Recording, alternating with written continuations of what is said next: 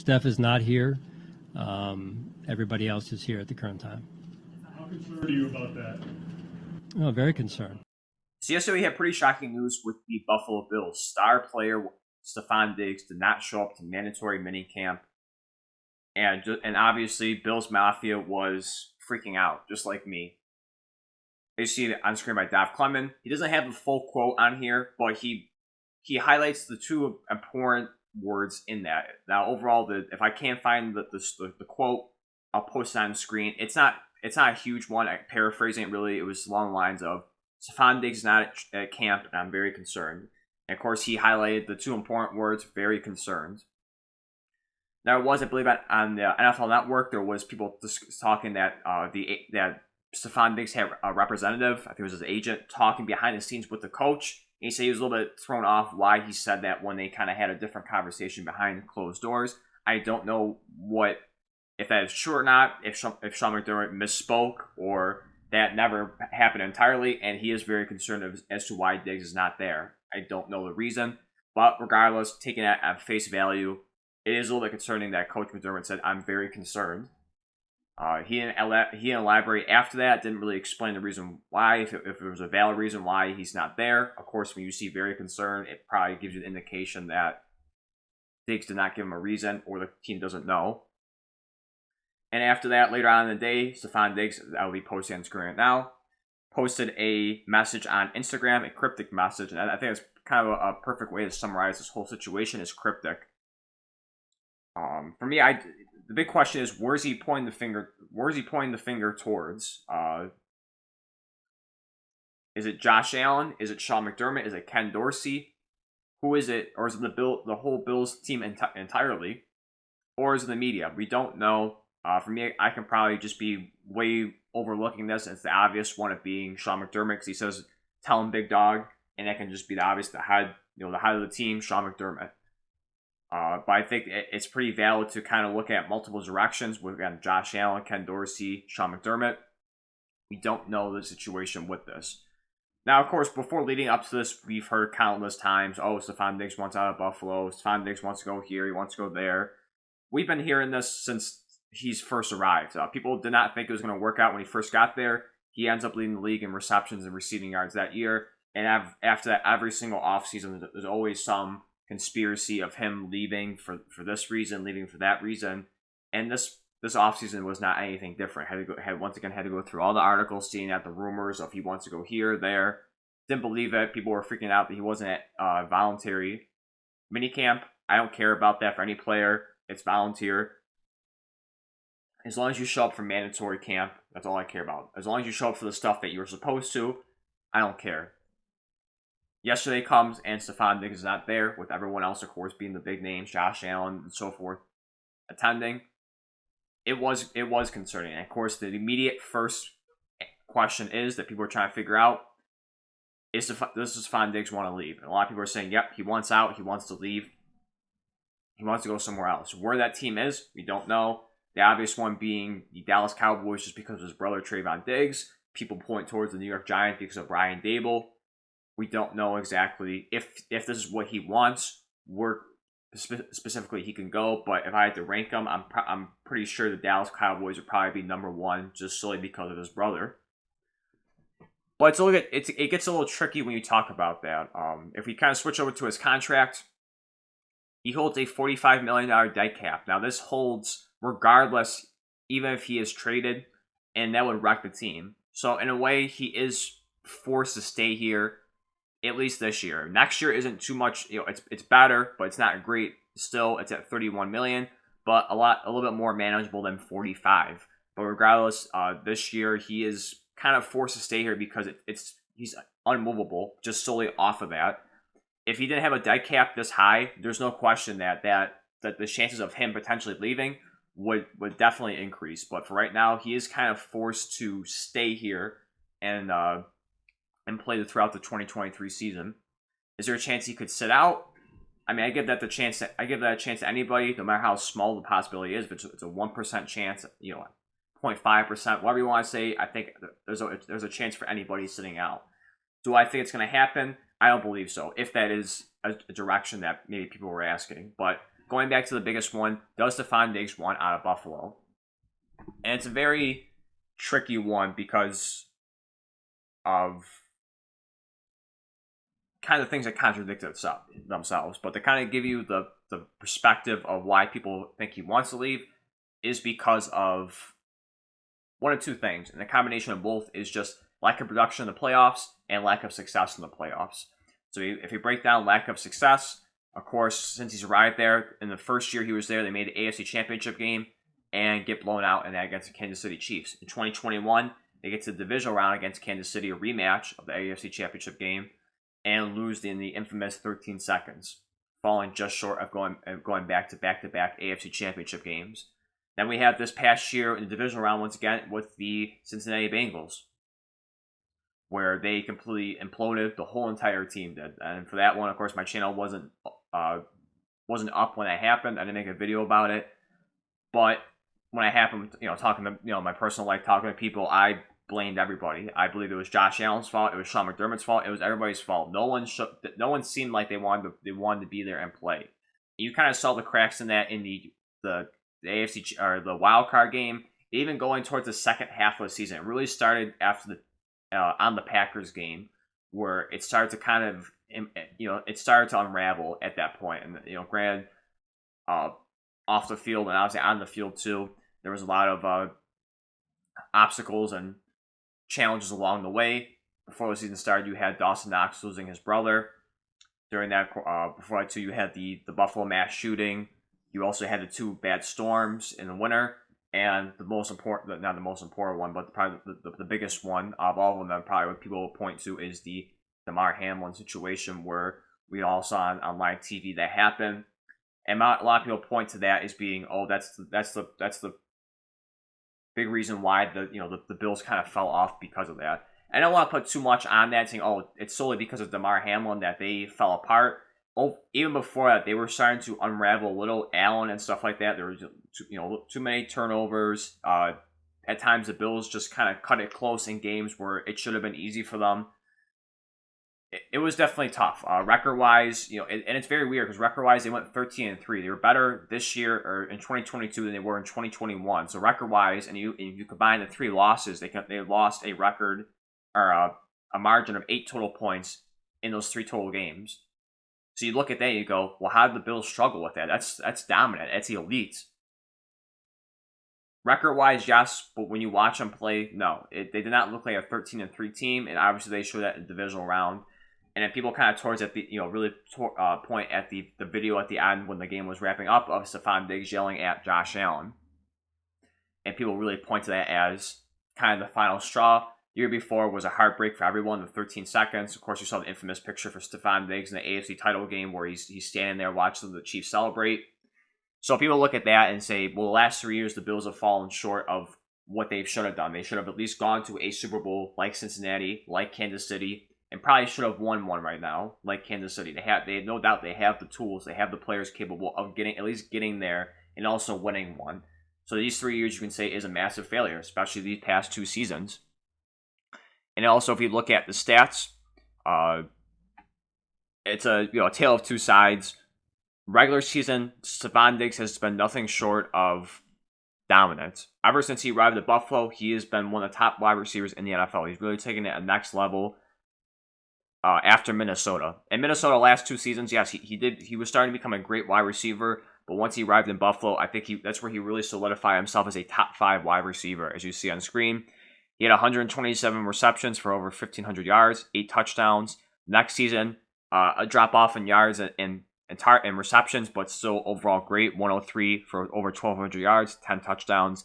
This past year, went back up in receptions at 108, went back up in yards, over 1,400 receiving yards, and went up again for touchdowns. So in all his 3 years in Buffalo, his touchdown mark has gone up every single year, and his receiving and reception yards have stayed somewhat the same. So you look at that and go, what's the problem? If you move to postseason, it's a completely different story. Now, granted, it's not going to jump out. It's not going to be too flashy because of, depending on how good you are, you're only playing 3-4 games max. If you have a bye, you're only playing 3 games. Of course, divisional. conference championship, Super Bowl, and of course, and if you don't, wild card is added. So the stats aren't going to be too crazy out there like the regular season, but they're not that great either. So in 2020, he had 31 targets, 20 receptions, 311 yards, 2 touchdowns. That is the best he's had in Buffalo, and after that, it hasn't come close. So next, but granted, one less game to play in, but still not that great. So we go from 31 targets in 2020. He was a main feature in Buffalo, seeing that he was the leading receiver in leading receiver in receptions and yards that year. So you would say, okay, 31 targets is pretty good. It takes a massive dip in 2021. He goes from 31 targets to 10. So he ends the season with, this is of course New England and Kansas City, with only 6 receptions for 67 yards, 0 touchdowns. A massive dip from 311 yards, 2 touchdowns to 67 yards, 0 touchdowns. Massive dip off. Or I said massive dip. Not sure if that's really a word I just used, but a massive dip in production. So now we move to 2022. Gets better, but it's still not close to what it was in 2020. So he goes from 10 targets to 19 targets. So, all right, targets are increasing. Receptions from 6 to 11. All right, it's going up. And this is both in a 2-game stretch for both playoff runs. You go from 67 yards to 149 yards. Pretty good. But once again, 0 touchdowns. And to basically sum it up, I don't know why it's glitched because there's only 3 touchdowns right here and it says 4. So basically in 7 playoff appearances for the Bills since being a Bill, he's only had 2 touchdowns, and he hasn't had and all those 2 come back in his first year with Buffalo in 2020. And if he turns to targets, he hasn't come overall. He hasn't come close back to 2020, and it seems like the offense has really changed. Now, granted, 2021 was Brian Daboll. These 2 years were Brian Daboll's years in Buffalo, and this was Ken Dorsey's. So you look at that and you say, well, that's the obvious thing you're pointing at is the lack of playoff success and lack of production being involved with the team. And that's definitely a valid argument with that. But a counter argument is the contract itself. Now, of course, the thing you can point to obviously is, well, he's just getting his money. He wants to be guaranteed his money. And it's definitely a valid point. If I look at it as, if you really didn't believe in Buffalo and you didn't want to be here, why would you sign a contract extension our last offseason? Why would you do that? If you truly didn't believe in Buffalo, if you didn't believe in Josh Allen, the team, the organization, why would you sign a long-term extension and stay here? On top of that too, why would you restructure your contract this offseason to help the team? Because some people may say, oh, it might be a money issue. Stefon Diggs is getting paid pretty well. If it was a money issue, he wouldn't even thought about restructuring his contract to help the team. And it kind of goes back to that too. If he truly didn't want to be here, why would he help the team and restructure and move his money down the line? Why would he do that? So it is cryptic. It's very, a lot of it is kind of contradicting itself on both sides. There are value arguments to both sides of the discussion if he's staying or leaving. But to kind of sum up my thoughts, my personal opinion, do I think Stefon Diggs is leaving? I do not. I view this as more him being frustrated. It's more of an internal conflict with the team. Of course, you can say obviously with that. I don't think he wants out of Buffalo because if you look at his perspective, I think it'd be pretty dumb. There's very few teams in terms of where they're at right now for caliber of a team to win a Super Bowl. There's very few options out there, and it even limits to the teams that the Bills be willing to trade for. The teams you can say are better or the same level as for a title run is of course Kansas City, Cincinnati, Philly, and San Francisco. Of course, it might be a playoff team that might, with him being on that roster, might just boost him up to a Super Bowl caliber team. But in terms of teams that are on that level right now, there's very few options, and it really takes away from it because the Bills aren't going to trade Diggs to the Chiefs or Bengals if that was even an option. So you're taking 2 off the board right off the bat. They would try and move him to the NFC, and I'm not 100% sure what the cap situation is. I don't think either the 49ers or Eagles can really afford Stefon Diggs on that one too. So once again, it goes back to the same thing as the dead cap money. It forces him to really stay here regardless if he really does want to leave Buffalo.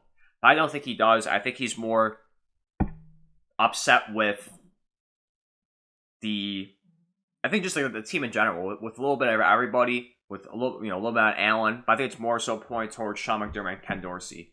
Allen definitely at times hasn't played the best, especially last year too. I criticize him. I think he played horrible down the stretch. People can use the argument of him hurting his elbow.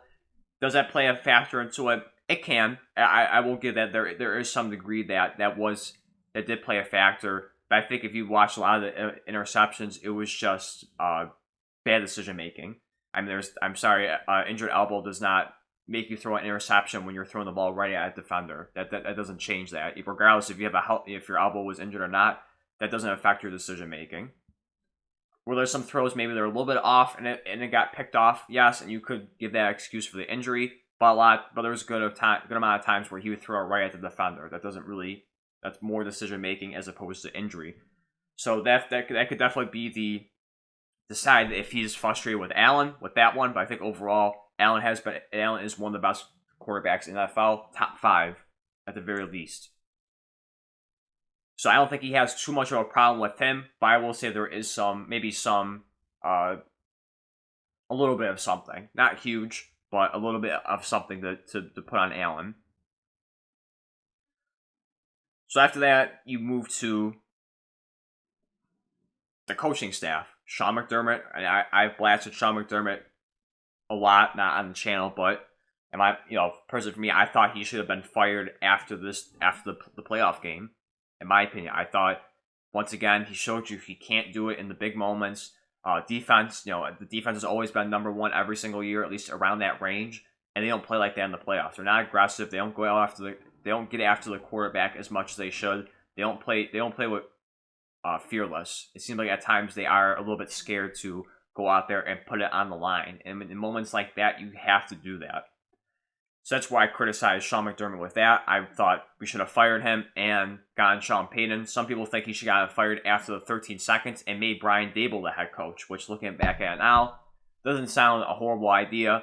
But we'll see what Sean McDermott does solely as a defensive coordinator because Leslie Frazier isn't there. So this is really a make or break year, in my opinion, for Sean McDermott. Will he get fired after this year if it's another debacle? I don't think Pagula will do that. But in my mind, I would. If it's another epic failure this year, once again, I think it really deserves for him to get kicked out and look at other options as well.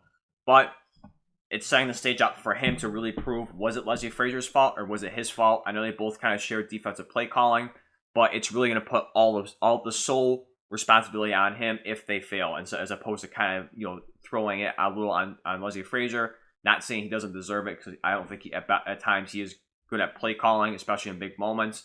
But all of it's going to be solely on Sean McDermott if it fails once again. That's what really sets up the stage.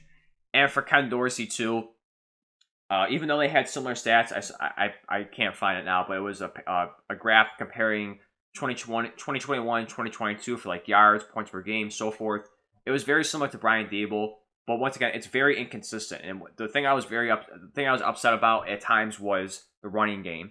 There were games like Chicago, like the first New England game, and maybe one or two other where they would really run the football and they would eat the clock away. They'd be effective running the football, and it would take pressure off of Josh Allen, and they would do well. And there was games where they would do that. They would show you that they are capable of running the football. And in the next game, they would completely, throw away that game plan and get back to an air raid. Forget about running backs. Let's not just put it all on Josh Allen. And that's the frustrating part about it was they abandoned the run so much. And Buffalo is kind of obsessed of trying to be Kansas City instead of just trying to be themselves, be their identity. They're trying to copycat someone so much that I think they're losing themselves in the process of their ultimate goal of winning a Super Bowl.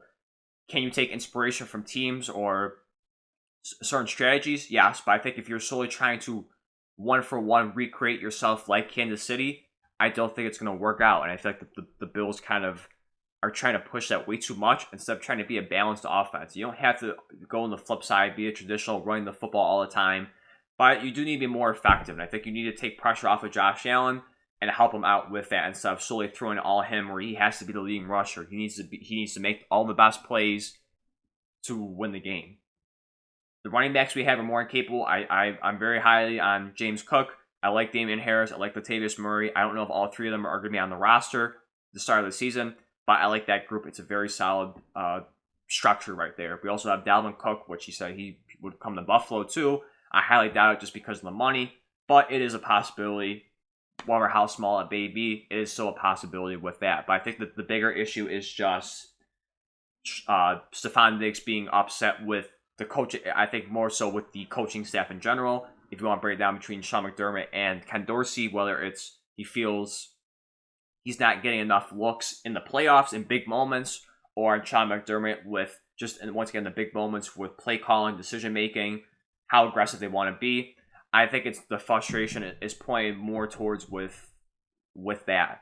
Does he want out of Buffalo? I don't think so, but if we get to a point, once again, where, like I said, just for Sean McDermott, if we get to another epic failure, I think we're teetering pretty close of him saying, you know what, I'm done. I want to go somewhere else.